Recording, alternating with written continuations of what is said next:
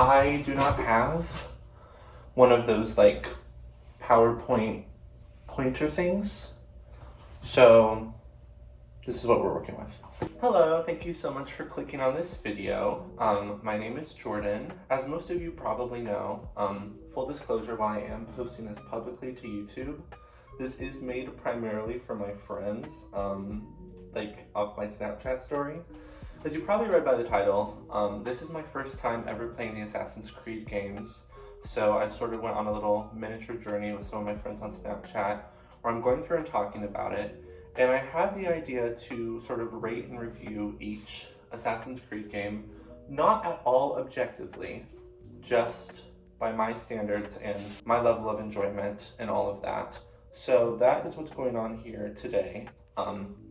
But if you're not one of my friends and you still clicked on this video, thank you so much for doing that. That's very sweet of you. I apologize for the awful sound quality. I apologize for the weird camera angle we're working with.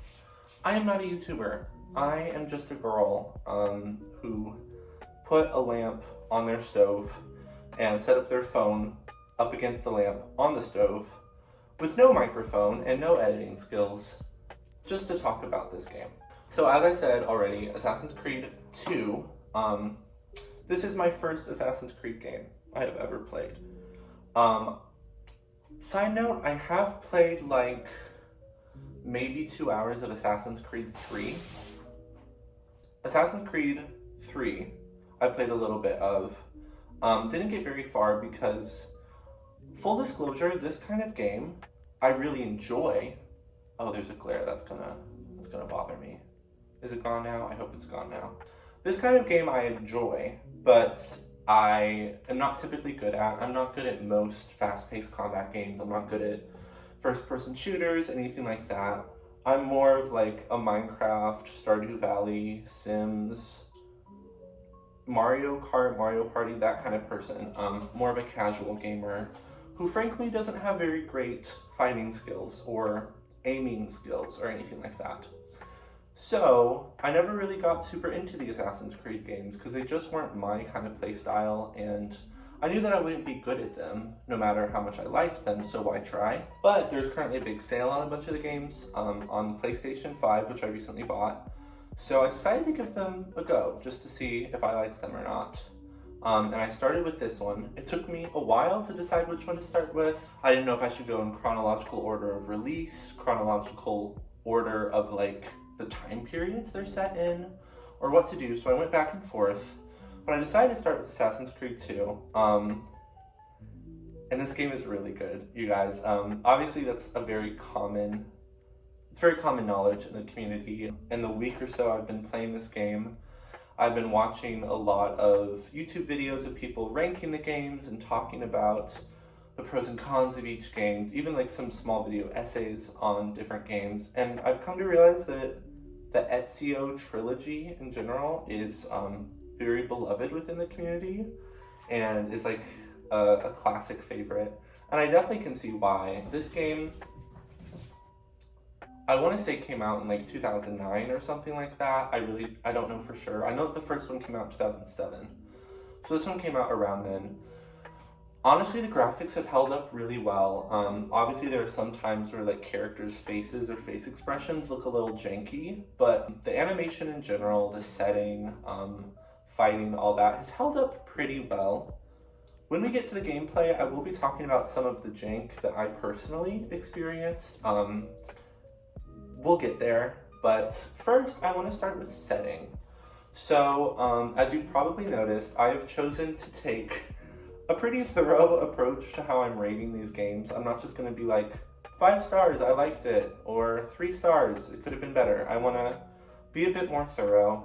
So this video will probably be a little bit longer, at least for me, but I'll try to go through each section quickly because I don't know how to edit, and I don't want people to have to sit through like 15 minutes of slog.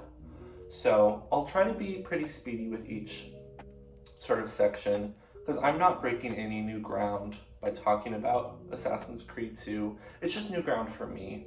So I thought that hearing a perspective from someone who doesn't play this kind of game and why I enjoyed it, also some of the issues I had with it, could potentially be interesting.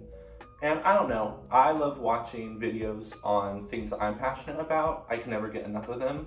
So maybe you've already seen 100 Assassin's Creed videos, but this is your 101st. So thank you for clicking on this, if so. So I want to start with setting. Setting has 3 different sort of subsections. I've chosen place, time period, and immersion. And within place, I have 3 more subsettings, which is geography, aesthetic, and structures. So geography is going to be the actual location, the real world location, or locations within each game. And obviously for Assassin's Creed 2, that is several different cities or villages within Italy. Now, as of recording this, I literally finished the story of Assassin's Creed 2 probably 30 minutes ago. I wanted to do it while it was still fresh in my mind. So, let's see. Florence, Tuscany, Monteriggioni, which is the villa,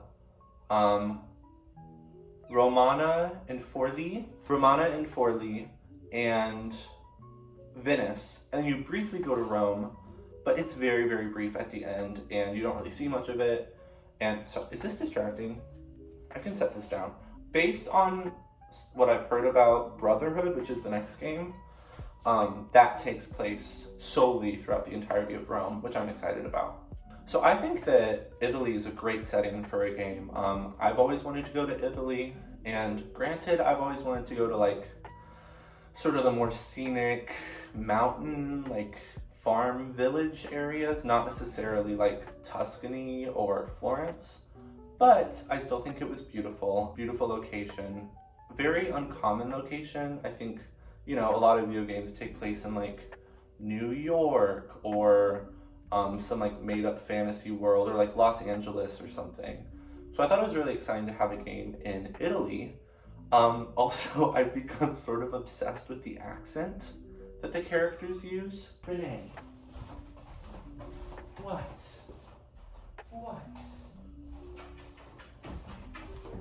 This is Renee. She won't stop yapping, and I don't know why. Her food and water are great. I don't know what's going on with her. But I think that Italy is a great location. And I really liked how many different cities you went to. I thought for sure it was going to take place in maybe like 3 different cities, because each of the cities are pretty big, especially, I mean, I thought that Florence was big. And then I went to Venice, and I was like, oh my gosh, I mean, the amount of stuff in Venice. And I'm also like a viewpoint completionist, so the amount of viewpoints that I had to climb in Venice alone was insane. But I think it's a good thing, because you're getting your bang for your buck. I mean, this is sold in an Assassin's Creed Ezio trilogy for $40, so you get all 3 of the Ezio games, which means that each game comes out to like $17 a pop. And the amount of stuff that you get in this game, I have paid double if not triple for games that have less stuff than this. So I think that geography, great choice, it's beautiful. Next up is aesthetic.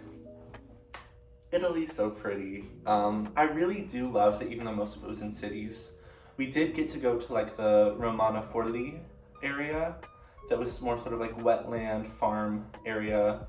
Also outside of, I want to say it was Tuscany, had some farm area. So I thought that was really pretty. I loved the architecture.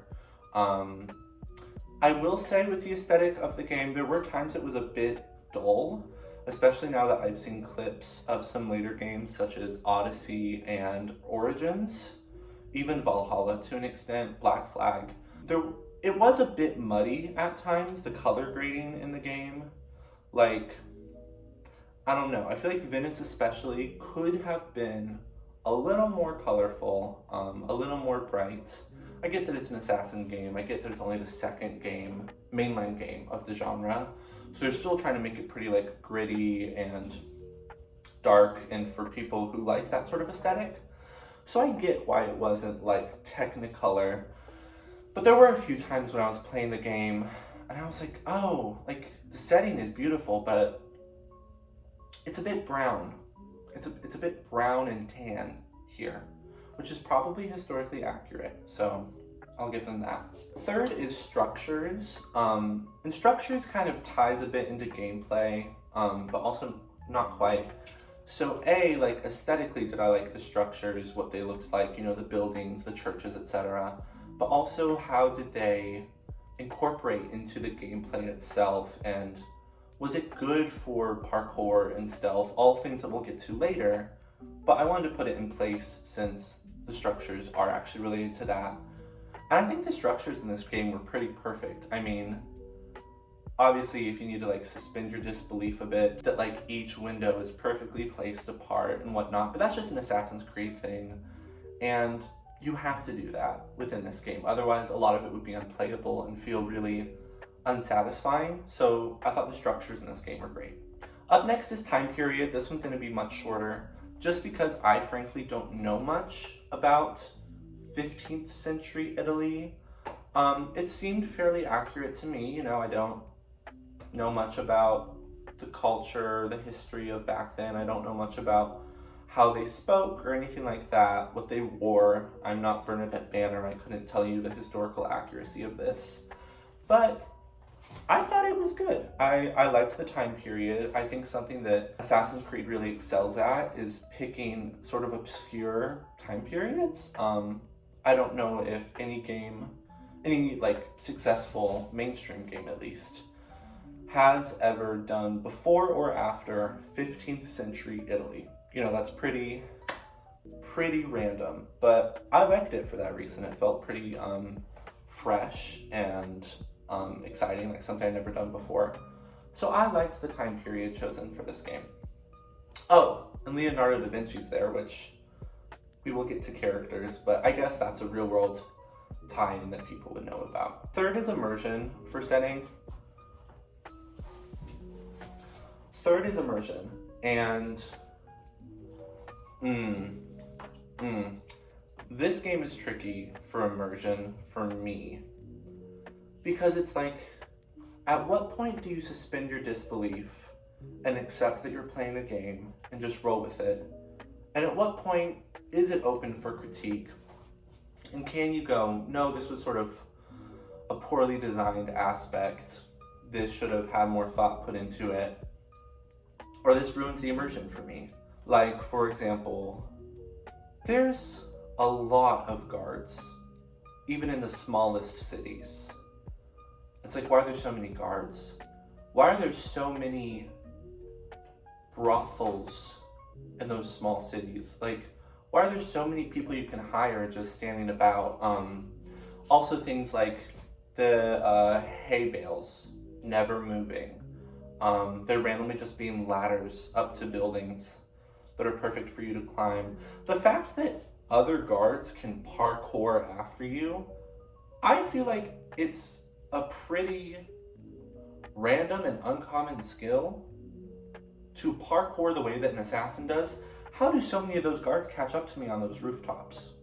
Just stuff like that. But again, it's not a huge critique, because if the game was perfectly true to life, it would be kind of boring. You know, either I wouldn't be able to do as much stuff as I can going for realism, which would be boring, or I'm way ahead of every other enemy in the game, and that just makes it sort of unfun. So, not really a huge critique with the immersion, and it's something within every Assassin's Creed game, but something I wanted to mention. Something else that broke my immersion, which we'll get to in story. In fact, should immersion have gone in story? I don't know where to put this. This is my first video. Something else that broke my immersion. This game, feel free to kindly correct me in the comments, I want to say it takes place from 1476 to 1499, I want to say, right? Just 23 years. Now, I want to say that it says at some point in the game that Ezio was born in 1459, which makes him 17 at the start of the game, which checks out. That makes him 40 at the start of the game, or at the end of the game. And I'm sorry, like, I don't want to be the accuracy police. I think it's a weird choice that this game chose to span 23 years without aging any of the characters besides Ezio. Because you could argue, while it would be a lot of work for the studio to age every single character for every single year, which I agree with, but also the story didn't need to span that long amount of time. Like, I get it, it's supposed to represent how he's been killing for years and he's been doing all this.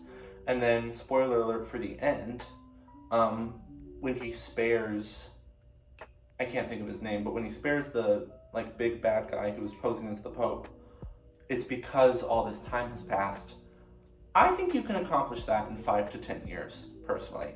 I'm not saying the game shouldn't have any time gaps, but it also really broke my immersion when I would be like in a super fast-paced chase for the apple or for another object of Eve, and it's really important that we steal it back from this guy, and then 5 years pass, and then you're like doing one more mission. Like, realistically, would it really take 23 years for all of this to transpire?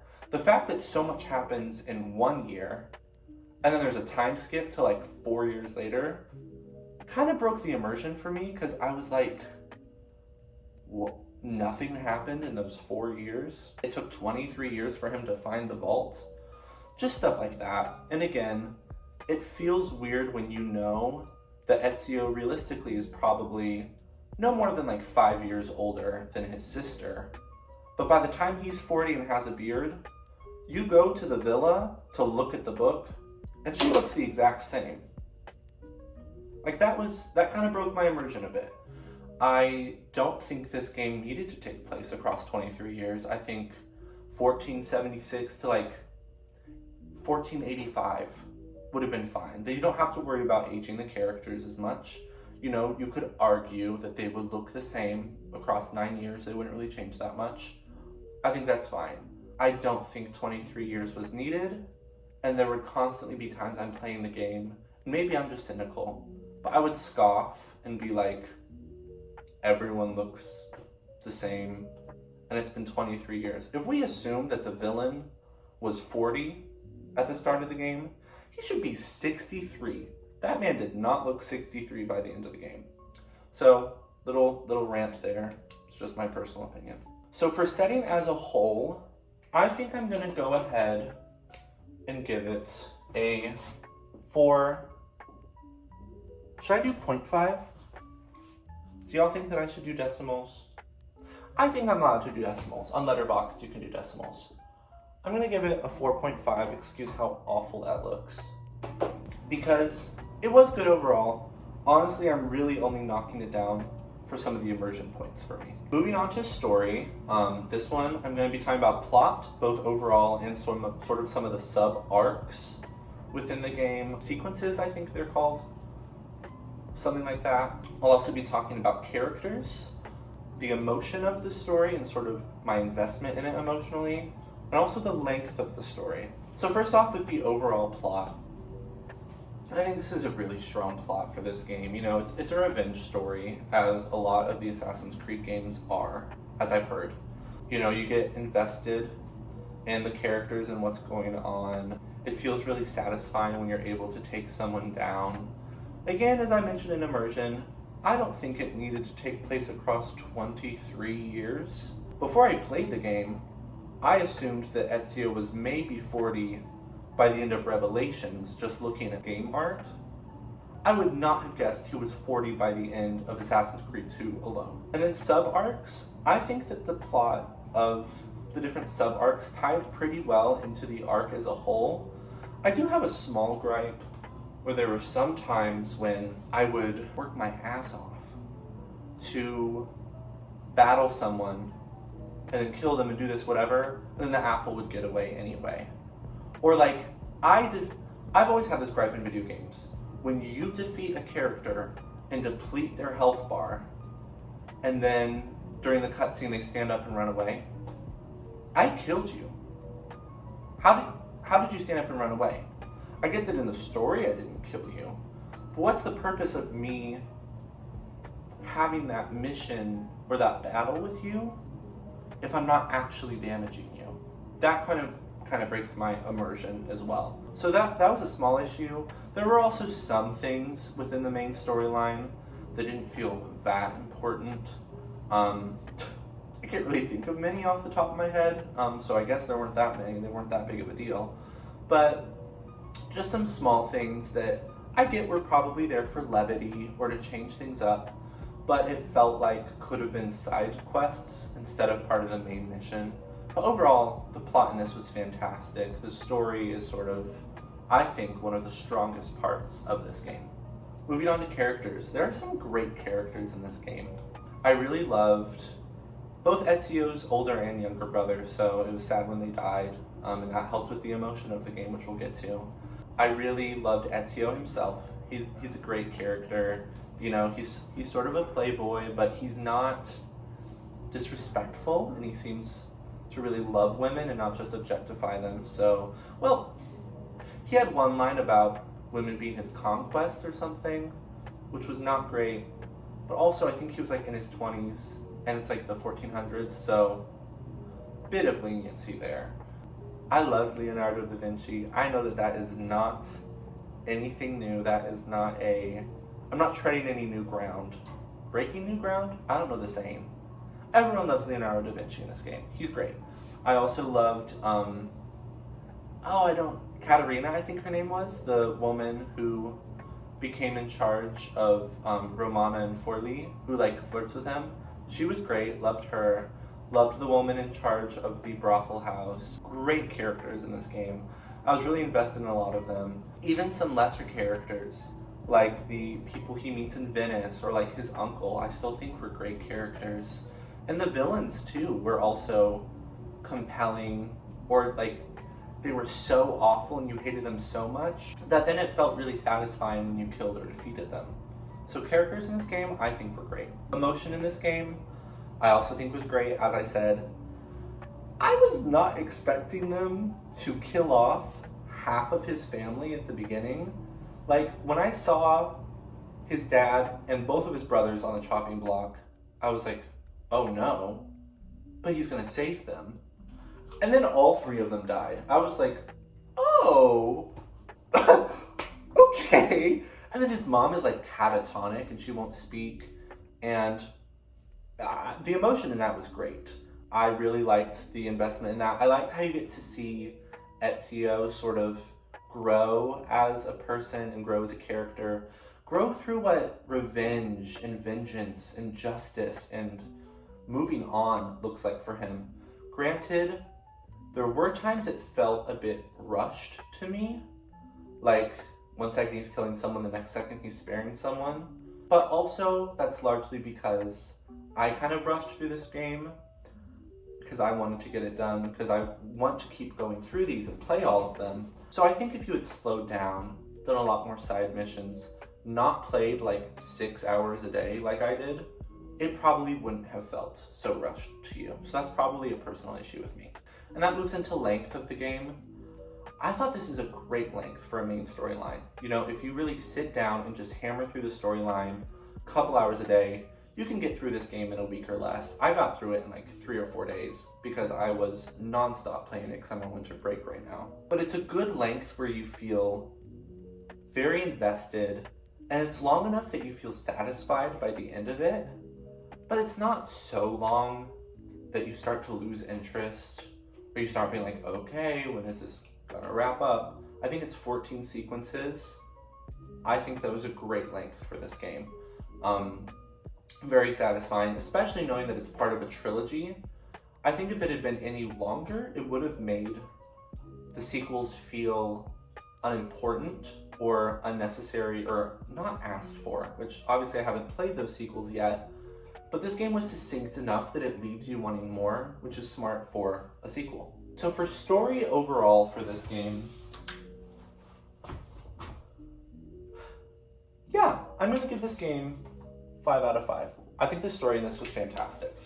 Moving on to gameplay. This is where some of y'all might fight me, okay? And this is also where I want to clarify. As I said earlier, this is not my kind of game style. Not because I don't like this kind of game, but because I'm not good, like naturally at this kind of game. This kind of game does not come easily to me. I have to really put in work and really lock in to be successful at a fast-paced combat game that isn't like Smash Bros or something. I'm not great at parkour, I'm not great at aiming. I mean, even if I'm playing something like Fortnite or Marvel Rivals with my friend, I miss shots all the time. I'll accidentally run off a building. So I want to specify going into this, this is probably the least objective of all of these, because I personally do not know how much of the issues I experienced were due to me, the game as a whole. It is 15 years old, or maybe my game or my console in specific. Maybe my controller has drift on it. Anything like that, I don't know. General navigation in this game, not bad by any means. The sort of theme for all of this is when it worked, it really worked. And it was awesome, and you felt like an assassin, and you felt so free and powerful, but y'all, when it didn't work, it did not work, for me at least. Navigation was kind of janky. It's even down to like small nitpicks, like I'm used to in games, I'm a console player. So left stick is how you move, and right stick is how you look around. And that is true in this game, but also, you can't really run one direction and look the other.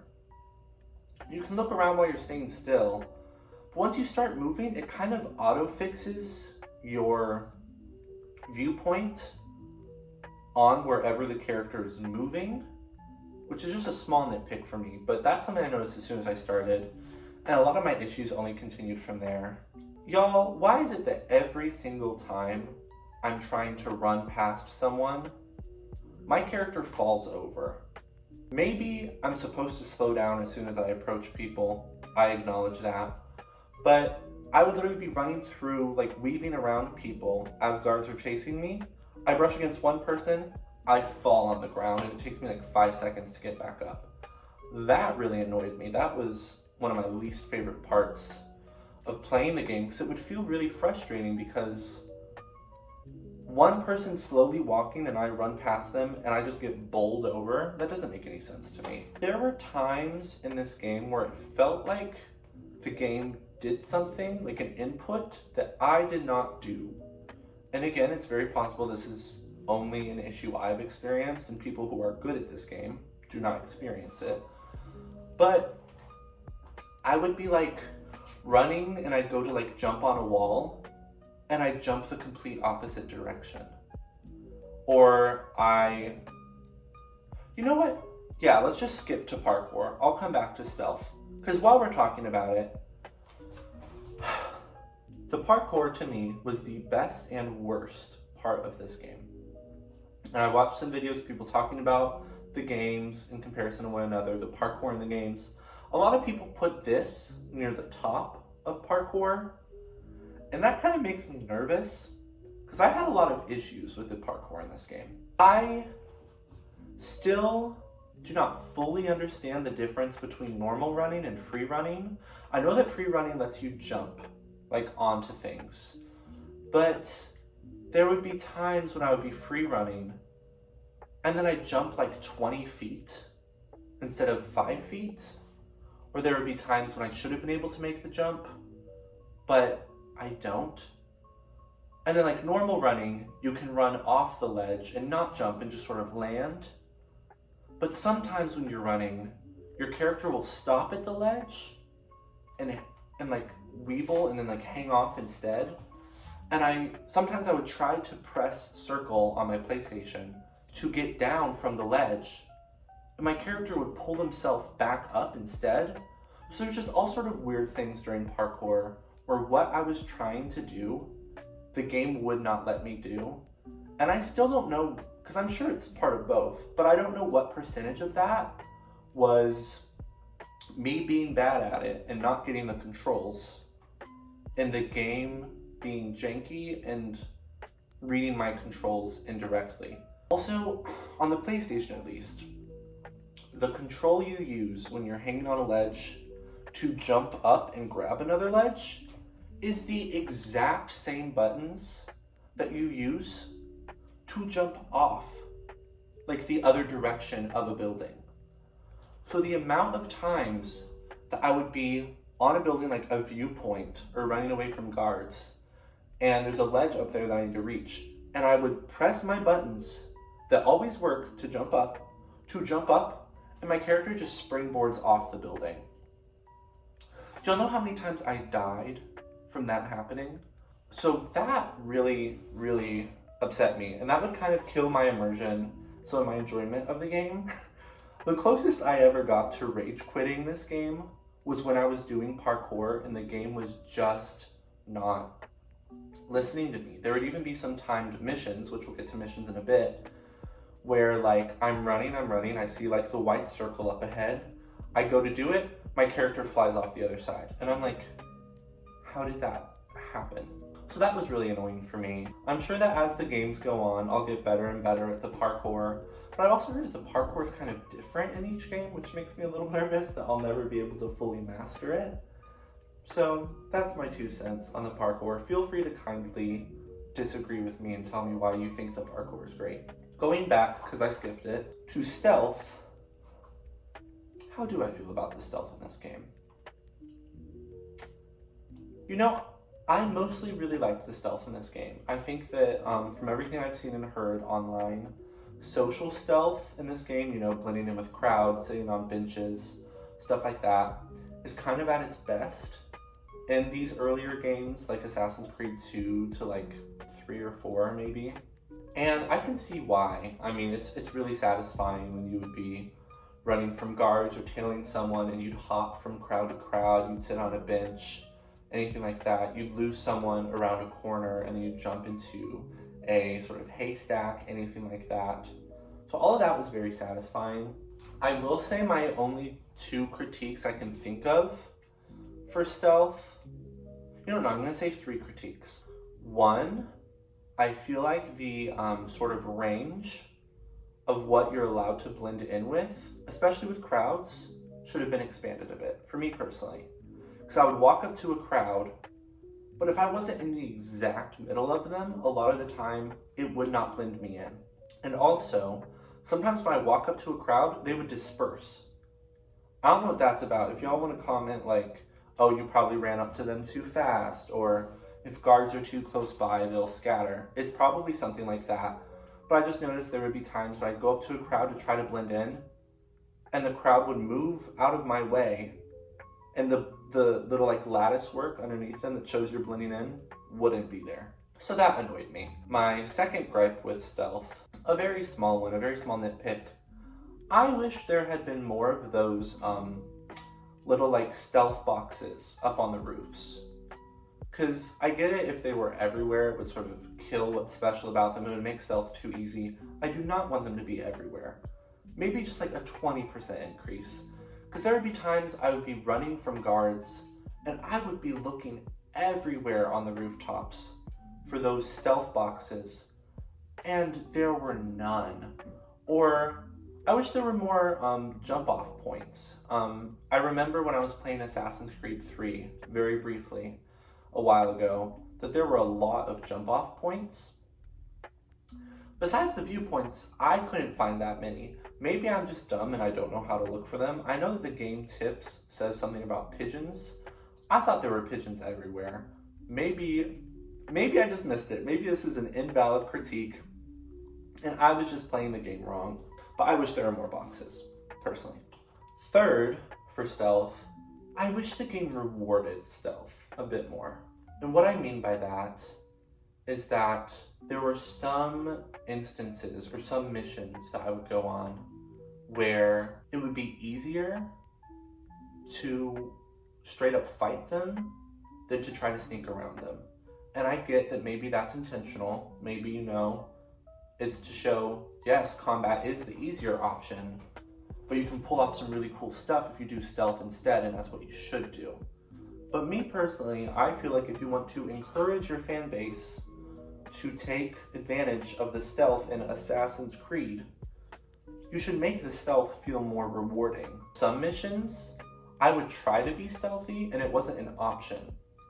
And some of those was because I was bad and it was too hard, which I acknowledge. But some of them, no, it literally was not an option. Like, in the end of the game when you go to Rome, and you're going through those little like parts of the bridge on your way to assassinate the Pope, There was a whole section where there were guards on the other side of the gate, and I saw the roof, and I was like, oh, I'll go over the gate. And I went up on the roof, and the game literally blocks you from going over the gate. Like your character's not allowed to move past it. And I thought that was kind of a missed opportunity. I also feel like some of the stealth assassinations could have been a little easier to execute, or something, I don't know. Like the haystack, they had to be really close to the haystack for you to assassinate them. Same with ledge assassinations. Like there would be times where my character's here and the ledge guy's here, and since he's here and not here, I couldn't assassinate him, and I would like lock onto him and everything, and I couldn't assassinate him. So this is some pretty minor gripes. I know I'm rambling a lot about it. It wasn't that big of a deal, but I wish that the stealth had been implemented even more robustly throughout the whole game, not just in some like stealth or tailing missions. Moving on to combat in this game. It was a little clunky, y'all, I'm not gonna lie. Going from playing a game like, which I know is not a fair comparison because of the years apart from one another, but going from playing a game like Spider-Man or The Witcher or something like that to fighting in this game was pretty brutal. I mean, the enemies were just sort of sponges for damage, and the fact that they could parry like anything, and one of the only ways you could finally get through to them was to do only counterattacks or only dodges and then like stab them from behind. But it was hard to stab them from behind because they would always pivot wherever you went, and then you could not grab onto them to slice their neck if they were a brute, which is fair. But even like smaller characters, smaller enemies, I would experience this weird thing where I would grab them and I would go to slice their neck, but I would push them away instead. So I got discouraged from trying to do that because it seemingly wasn't effective. I didn't realize until near the end of my playthrough that I had to wait like a beat after the grabbing animation, and then I could slice their neck. If I did it as soon as I grabbed them, it would cancel the assassination, which I thought was really weird. Maybe that's common knowledge by now, but I didn't know about it. The game didn't tell me about it. And there were also just some moments in combat where I would go to slice someone and I'd block. Or I would go to dodge and I just stand still and I keep pressing the dodge button and nothing happens, and then I get stabbed. So there were almost just as much as the parkour, there were a lot of issues I ran into where the game would not do what I was telling it to do. And that was really frustrating, because it's one thing if I'm bad at a part of a game, I can acknowledge that. But it's another thing when I'm like, oh, I'll dodge and then counter strike, and my character doesn't do that. So that was sort of frustrating for me. Now moving on to missions within this game. I liked most of these missions. I think most of these missions worked really well. They furthered the story. They didn't feel too out of place. I think it could be really easy in this game for like a race mission, for example, to feel kind of silly or like it doesn't matter. But in this game it makes sense because, you know, you're chasing after like a pickpocket or someone who's holding an item of Eden, or an object, an artifact. I don't know what they're called. But it made sense. All of the missions, and I'm sure that this is a pretty uncommon thing to worry about with the missions, but they all made sense. You know, I'm sure most people focus on the missions being fun or being tedious or anything like that, which I'll get to. But I really liked how in-world, in-plot, most of the missions made sense. Like they were believable that this is what you do. Going with the fun of each mission, I would say most missions were pretty fun. They were a pretty good mixture of challenging and possible to do. I don't think, on average, I never took more than 2 or 3 tries on a mission, which is good, I think. Especially, the ones that tripped me out the most were like stealth missions, just because I'm not the best at those. Like tailing someone or something, I would get caught fairly often. There were a few missions within this game that I want to briefly touch on, because they sort of slightly soured my opinion on the missions, just because I think they were kind of poorly designed. One of them, early on, I think you're still in Romana. Wait, no, not Romana. Where do you start the game? Florence. I think you're still in Florence for this. When you're at the brothel, and the head of the brothel is going to teach you how to stealth and like how to follow people and whatnot. And so she's slowly walking through the crowd, and you know, you're notorious. All the guards are on high alert.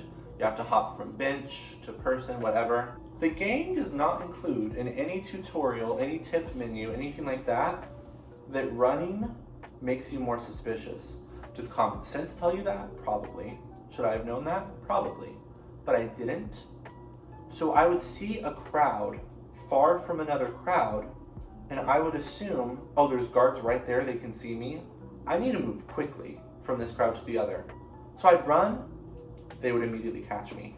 I think that stealth mission took me like 8 tries just because I did not know you weren't allowed to run when you're notorious. So as soon as I tried out, I was like, okay, let's just try walking.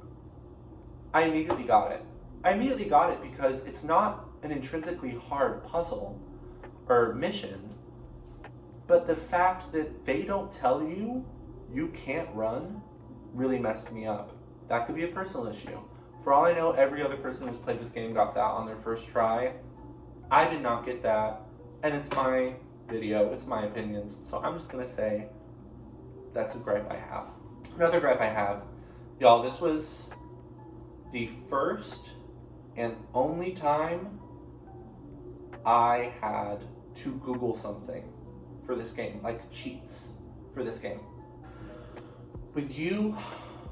When the monk steals the apple, and he has the 9 sort of officials he's corrupted posted throughout the city. You go on like the 9 different side missions, like this person's a stealth mission, this person you assassinate, stuff like that.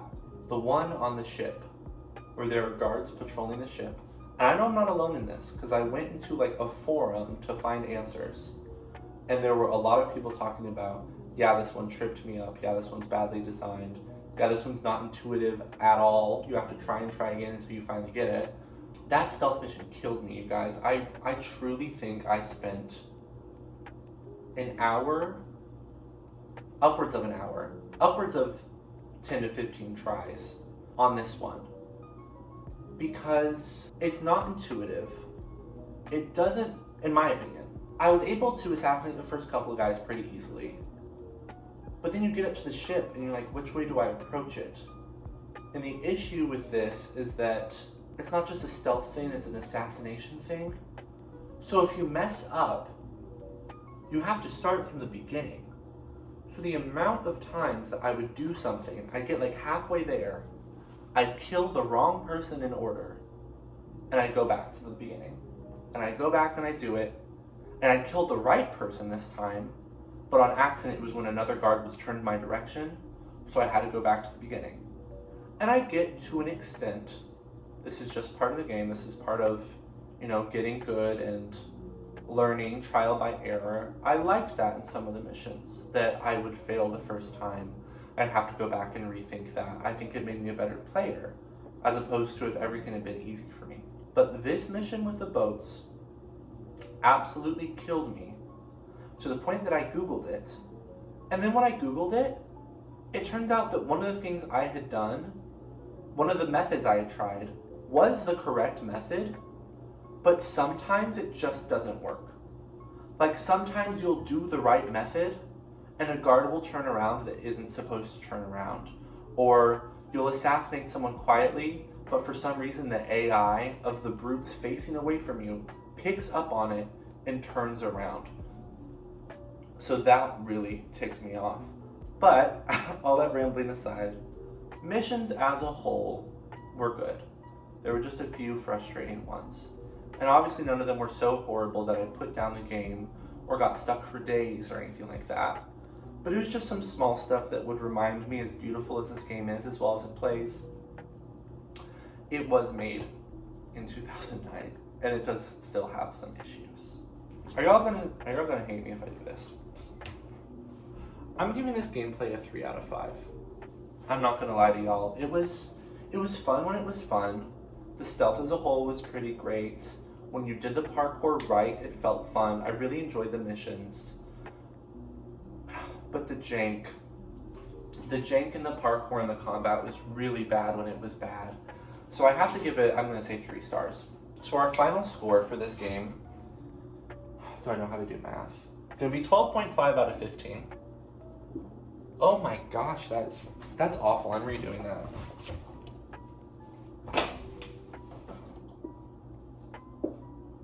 Oh my gosh.